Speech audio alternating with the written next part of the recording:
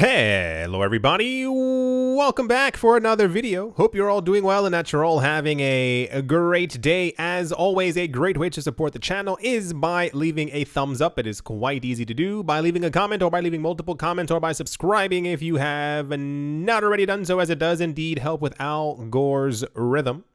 And without further ado, let's jump right into it. Welcome back. Yeah, that's right. Welcome back to another News I Missed, where I go over news I missed, because there's always so many things happening within the cryptocurrency space. It is impossible to do it over the course of a week, so I bring it to you on the weekend so we have something to discuss. Yay! All right, everybody, jumping into it. This one is a little weird. It does make a little bit of sense, but I'm glad we finally got here all together. Block One, the people who made EOS, an open source blockchain software, have decided to close their decentralized social media platform called Voice, and they're going to be apparently changing it to an NFT platform. You heard that correctly. Voice's website currently says this is an NFT platform for emerging creators slated for summer 2021. I've been saying that for the past 6 months. I said, where in the world is Voice? We kept on hearing about it. It was a major thing. I think they announced this, I believe, in 2018. The idea was the people who created EOS were going to be creating a social media platform where anyone can use it, and you could be yourself, and you could so-and-so, and you can write whatever the fudge you wanted, and nobody would actually care. The really weird part is that, if you may remember, I remember, they were like, you got to provide your ID and you got to do so-and-so so we know that it's really you. And I was like, what's the point of having a space like that where people may just not want to anyway? So, and then we heard nothing for a very long time. We heard that there's a new cryptocurrency exchange that's going to be built on top of EOS. I think it's called Wolf or Tiger or Brilliant. None of those words match together, but it's like a one word, really strong, like, oh gosh, I can't wait to use that kind of word that they were trying to go for, but nothing about Voice, which was meant to be, once again, the social media platform that they spent like, I think, like $100 million on the actual website name. Not a joke. You can also find that as well. Now they're converting it into an NFT platform. They said by tokenizing the content itself, instead of putting tokens next to the content, we are giving creators the ability or the opportunity to monetize their work, directly explaining the reasons behind its latest NFT-oriented move. Block One pointed to the company's regulatory woes, saying that they have set out optimistically to work with regulators in the United States to gain approval for our fungible and transferable voice token. For those of you who do not know, who have not been here, who may have forgotten, regulators are interesting. That's the word that I'm going to use. Every single time that a cryptocurrency company, a cryptocurrency anything, has tried to launch their own coin, the SEC took a gigantic ban hammer and said, nope, you can't do that. That's not exactly what's going to happen in this space. Anything that looked like it could have potentially been used more than the US dollar has been struck down explicitly. Wow, explicitly hundreds of times already. This has happened across many other social media platforms. So I assume someone as large as EOS, especially with all the money and backing that they have with them, who was trying to create this platform that could potentially reach billions of people, and they would be using voice tokens as opposed to using the US dollar. The same exact thing. Like, imagine if overnight, out of nowhere, imagine if there were TikTok bucks, if there were Instagram ingots, and if there were Facebook flops, Facebook, what would you call a Facebook buck? I guess a Facebook buck. Like, immediately overnight, you see a rapid decrease in the amount of US dollar usage. I just smacked my hand onto the table. And they also explain around here, it says Block One claims it remains dedicated to building on the EOS mainnet, but it cannot do so at present because of the New York State Department of Financial Services does not permit EOS, amongst other tokens, to be traded in New York State. The proprietary file storage system requires built-in for major blockchain. Block One's NFT protocol, built on top of simple asset, requires to be released and widely adopted on mainnet in order for them to guarantee that the creators would always earn their royalties. So I'm gonna try and be as centered as possible here and not swing too much to one side. Good luck to them. I hope this launches. I hope that they just simply dedicate themselves to the EOS network and to the EOS token.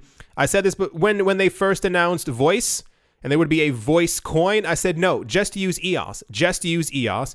You spent billions of dollars raising money for EOS. Just use the EOS token. So hopefully when voice goes ahead, that they just simply use the EOS token as they should have done before. Get out of New York. I'm not really sure what this obsession is that people have with really trying to make New York City work when it comes to financial things. New York City has not been friendly to anything crypto for the last 7 or 8 years. It just has not. As far as I've heard, California is better. Texas is better. What was the other one? It was like Wisconsin is better. Washington State is better. Washington, D.C. is probably better. You can go to Virginia. I also heard that Miami is also very crypto friendly as well. So gosh darn it, if you can only work in 49 states except for New York, just leave New York. I get that that's where the money is, but there's also money in other places, especially in Silicon Valley. So here's the actual Voice website. It simply says Voice, an NFT platform for emerging creators, summer 2021. I hope they get this right. I think this may also be speculating why EOS's price was going up the last couple of weeks. It made no sense. EOS went from $2 to $11. Every single day it was pumping up in price, and I assume that the people behind the scenes, knew that they were going to be building a cryptocurrency exchange on top of EOS, but I assume that Voice transferring into an NFT platform will also actually find a huge amount of success as well, especially what was it? I think EOS's ICO raise, what was it, $4 or $6 billion, like with a B, not with with an M. So they probably have the money, and I assume they'll flourish a lot more as an NFT platform. Anyway, get it together, get out of New York, just use EOS, stop creating other coins because people are not going to want to use them. It'd be a lot easier. Anyway, that's the EOS news, and let's move on. Next up in news that I thought was actually, it should always be this way, is how I'll say it. In a landmark decision for the country's crypto industry, a court order obtained by Dutch Bitcoin exchange Bitonic has succeeded in forcing the Nederlandse Bank, or the Netherlands Bank, or the country's central bank, I assume, to scrap its controversial wallet verification requirement.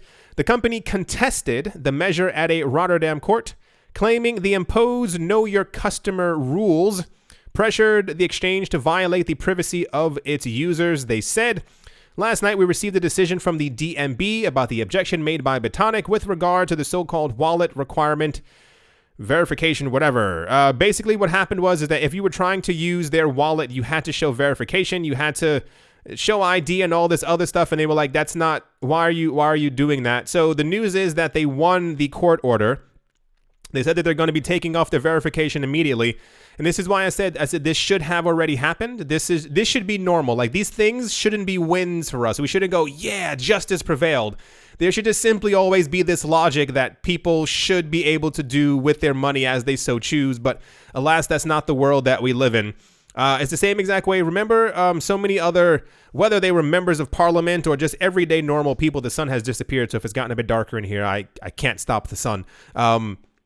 Where basically all these normal people were told, if you're buying crypto, you have to register with the country. If you're doing this, you have to tell us. If you're buying so-and-so, you have to, and it's like, well, you don't tell people to do that when they buy homes. You don't tell them to do that when they're buying gold, when they're buying diamonds, especially if people are, if people are buying diamonds as an investment. How many times have you heard the government say, well, you can only buy 1 diamond a week? But there are all these restrictions on crypto, and I know it's because the banks are terrified because they're becoming rapidly less and less relevant, but these things should just be common day practices right now. So good job on those people. Good job on not having to force people to use a wallet, like what, or have verification for it. Anyway, you understand what I'm saying? I believe this is the actual, here's the press release from Bitonic in the Netherlands discussing that they no longer have to do this wallet verification. Get it together. Like, it's sad. Anyway, let's move on. Next up in news, I'm sure you've all been waiting for. I was holding my breath for this one. That's a lie. I'm over-exaggerating. Celebrity fitness trainer and TV personality Jillian Michaels has revealed that she owns crypto. What? That's crazy, man. Michaels mentioned that she holds $10,000 worth of Doge and has staked $500,000 worth of ADA on the Cardano blockchain. She said, I don't hate doggy. I threw 10K at it for fun. I threw 500,000 at ADA and staked it. This is a friendly reminder from your neighborhood spider. Never, ever, ever, ever, ever, ever, ever, ever, ever, ever, ever, ever, ever, never tell people how much crypto you own.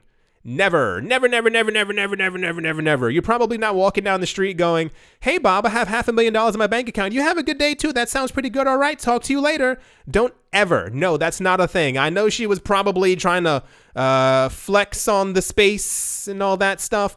No, don't do that. Just because, no, it's not a really good idea. She endorsed those cryptocurrencies in response to Shark Tank host Mark Cuban, who recently questioned the merits of Cardano and suggested that the coin currently has limited commercial use. She said, are you personally able to use ADA for anything? Shut up. I'm tired of people saying that because we had those same exact conversations about Bitcoin years ago where you can't actually use Bitcoin. It's more of a novelty. And everybody's obsessing over Bitcoin, talking about how great it is. And no one questions if you can actually use Bitcoin. We had the same exact discussion years ago as well. Well, Ethereum looks nice, but there are no real applications being built on it. Now there are thousands of them. We had the same exact conversation before with XRP. Well, it looks like no one's using it, and we see rapid use of XRP all the time. Now we're having the same exact discussions with Cardano. Shut up. Nobody knows the future. People are using these coins. People love Cardano. People are going to continue to be obsessed with Cardano and Dogecoin and Shiba Inu coin and other third coin that I can't think of off the top of my head. So stop the conversation. What usually ends up happening is that these people, I don't know Mark Cuban's wallet. I don't really care for his wallet at all. He probably got into some other coins a couple of years ago, and he's trying to now say, hey, well, my coins are better, until we find out years later, wait for it. 2, 3, 4, 5 years down the line, if Mark Cuban is having any type of discussion on a stage and sitting there and going, well, Cardano has great applications and I've actually been in it since 2018. Don't be shocked, because that keeps happening over and over. Anyway, so Jillian Michaels owns a lot of crypto. I'm good for her. I'm glad she's rich and makes money. I told you all this before, and I don't know if you thought I was joking or not.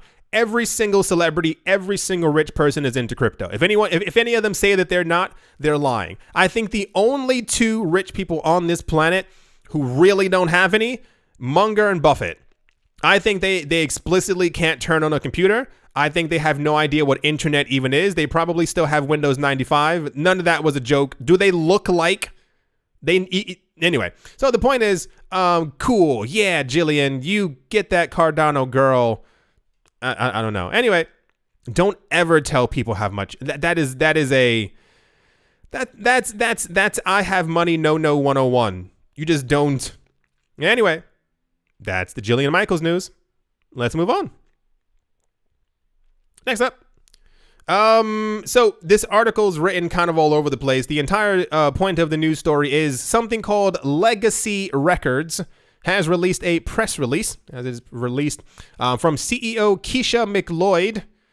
She said it came down to either getting involved or getting left behind. She's probably smart. McLeod cited unique income stream opportunities for artists and closed by saying that this is the future and it is not a trend. So they are going to be allowing or offering their artists who are releasing songs, I think, to be paid in crypto, and if their advances or something like that also in crypto. Accordingly, a number of different musicians have been releasing songs and albums as NFTs. Keep moving ahead, keep moving to the future. I love stuff like this. I love when logic prevails. There's no other way that I can really say that. So good. That's basically the news, is that this record label called where is it? Legacy Records. Going to be doing stuff in crypto. I think this is probably this is what I'm actually waiting for as well, and I don't think we really dipped our toes into that space. When people start releasing songs that are just as NFTs, and you have 5 minutes to, buy that one song on a website, and then it's never kind of created again or never, released ever again. I think that's going to be definitely something crazy in the future. Anyway, cool. Good job making music and making crypto and all that other kind of stuffs. Next up, I think we should have all seen this one coming. Fox is best known for The Simpsons, American Horror Story, and apparently a show where people get dressed up as furries. I don't know what that is. So launching an NFT studio seems like a reasonable pivot. Does it? Fox Entertainment CEO Charlie Collier, while rolling out the broadcast network's fall lineup at this year's media upfronts, announced that the company is forming blockchain creative labs to create non-fungible tokens based on the intellectual property that it owns. And it says hashtag meet raccoon mask.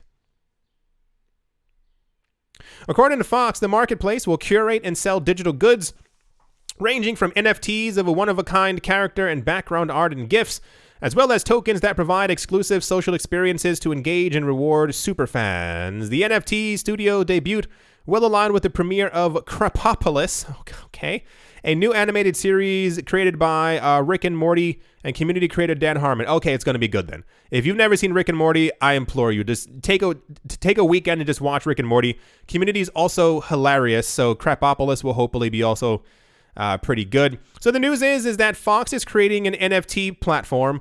Get it right, and I mean make sure that you give people stuff that they actually want. Like imagine like some Simpson NFTs, or like, you know how the NBA Hot Shot, Top Shot, Grop Shot, whatever it was called, was like giving people like clips and moments of these players like shooting shots, and like everyone's like, woo, he made the point. Like imagine if like you're like the funniest moments from The Simpsons and these 15-20 second clips were made into NFTs. Now the other part of getting it right is make them affordable. I'm a little annoyed at the entire trend of people creating NFTs, and these things are like $9,000 and an addition of $5,000 and all this other stuff. Like, make it accessible for people. This is why I was kind of into the idea of the NBA thing, because I was like, well, you can buy a packet of NFTs for $1, one for $5, one for $10, and I think there was one for $150. But you know, I'll let that one slide. Make them affordable. Make people want to get into the space. Make people, because people love collecting things. Just make sure that it's not expensive for them to be able to collect. Anyway, so yeah, Fox is making their own NFT platform. I believe this is the press release, if you will, for it right here. Yeah, an animated comedy set in mythic ancient Greece that will break new technology ground. All right, zippity doodah. That's the Fox News. Or Fox, whatever. You know what I'm talking about. Let's move on.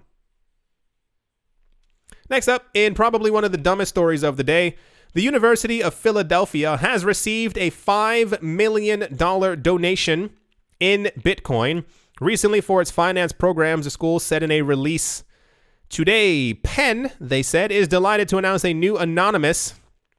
Now, if you saw me roll my eyes, a new anonymous gift of $5 million in the form of Bitcoin, the largest cryptocurrency gift the university has ever received. One, why is anyone gifting? Do you know how profitable U.S. universities are?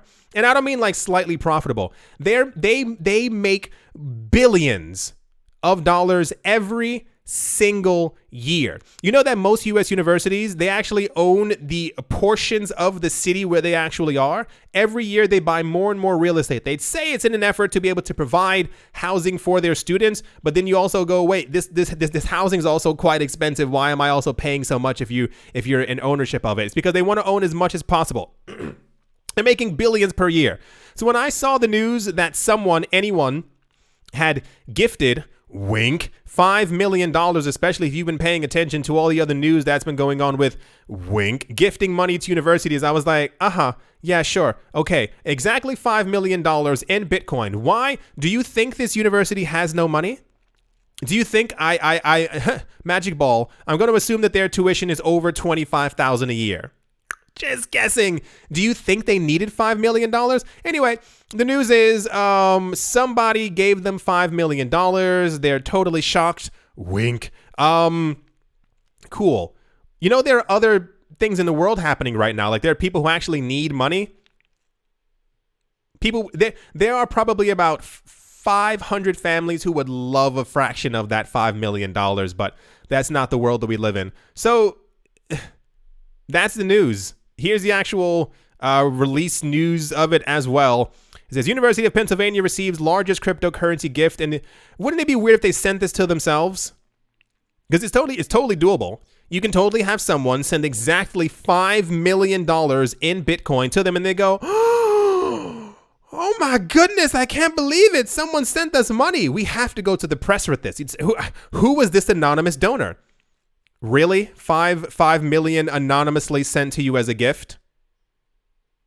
All right, if that's the story you want. So that's the University of Pennsylvania News receiving more money than they actually need because they're making tons of money every single year off the backs of people who are trying to get an education.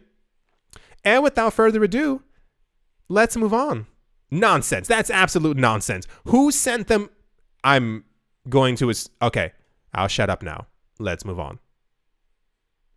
Next up, forthcoming online chess tournament FTX Crypto Cup is slated to pit the world's top 10 players against each other, allowing the global chess elite to compete for $100,000 worth of Bitcoin provided by the event sponsor and crypto derivatives exchange FTX and $220,000 in cash. It's a very weird number, as opposed to just rounding it out at 200K. Some of the grandmasters that are taking part, which is described as the world's first Bitcoin chess tournament, include people, there's a lot of names, I'm not going to read all them out. The event will precede their 14-game world title match, which is scheduled to take place in Dubai. Fantastic. So the news is people are going to be playing chess to win Bitcoin. Yeah, see, that's why it's news I missed, because, you know, it's extra news that there's on the side. So it's good luck. I mean, you know, chess yourself to your best of your abilities, and, you know, move the queen on top of the rook and throw the horse at the stable and all that other stuff, and you win that money. So if whoever wins that, they're getting about 2 Bitcoin. No, 3. Ooh, yeah, because Bitcoin's price fell. Around 3. No, 2.5. I'll shut up. 2.5 Bitcoin. So maybe they will be one of the elite in the future because they own so much of it. All right, this is getting awkward. Good job, chess people. You and your chess pieces. All right. So I know this one on the screen looks a little weird, and I'll tell you why it looks weird in a couple of seconds. The news is the Australian Minister of Finance, Jane Hume, I assume that's not Huma, whom during a conference cleared the air around the status of cryptocurrencies, saying that they are definitely an asset class and are no longer seen as a fad. Her comments came during the Financial Advisors Association conference in Sydney. She said, "I would like to make something clear. Cryptocurrency is not a fad.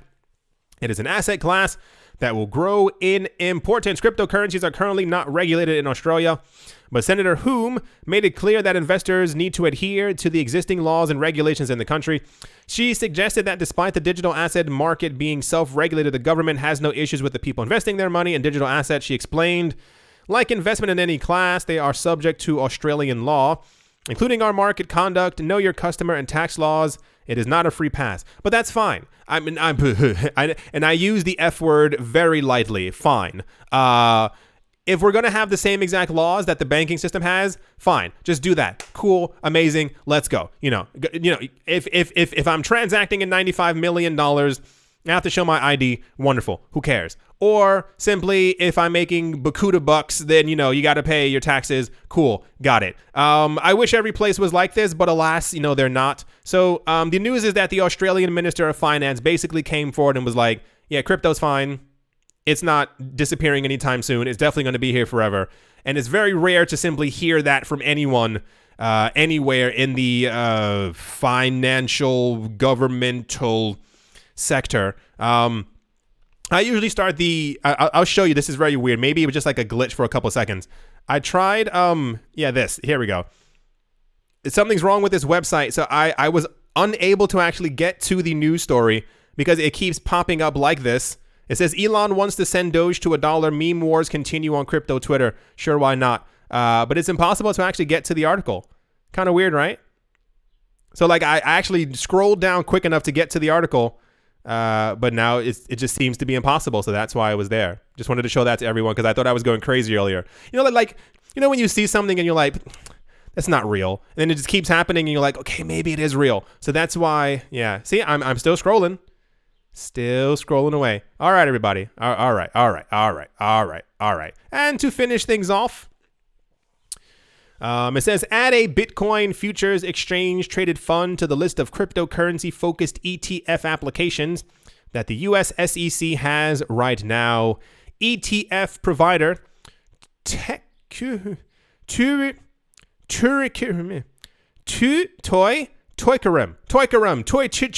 Trading filed an application with the SEC to launch an ETF that would trade on the New York Stock Exchange ARCA and would track a benchmark of Bitcoin futures contracts, while the SEC has yet to approve any application of an ETF ever.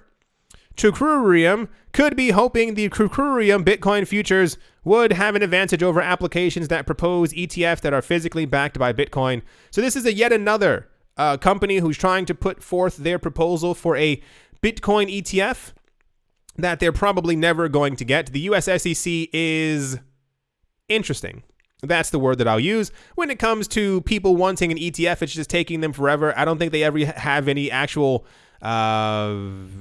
desire to let any of these things through. You could also tinfoil hat it and also say that they're not allowing one to go through because they don't want the prices to spike, or maybe they're also trying to accumulate themselves in the background, and therefore if they allow one to go through, we go past 100K and you know the entire thing. Anyway, so that's another company who's trying to get their Bitcoin ETF listed. Good luck, because it's not going to happen, because the SEC is interesting. And yeah, good job for them. So at the moment, at least at the time of me making this video, the cryptocurrency market looks weird. It's all over the place. Nothing really makes sense. The prices are red, but they could be green by the time you're watching this because, no, it's not even logic. There's just nothing making sense in this space right now. I do hope you all enjoyed. I do hope you all are having a great day, a great morning, a great afternoon, a great evening, wherever you are. Wherever you might be, I do hope that it is absolutely fantastic. Thank you all once again for watching, listening, or supporting, and I will most certainly be talking to you all soon. See you.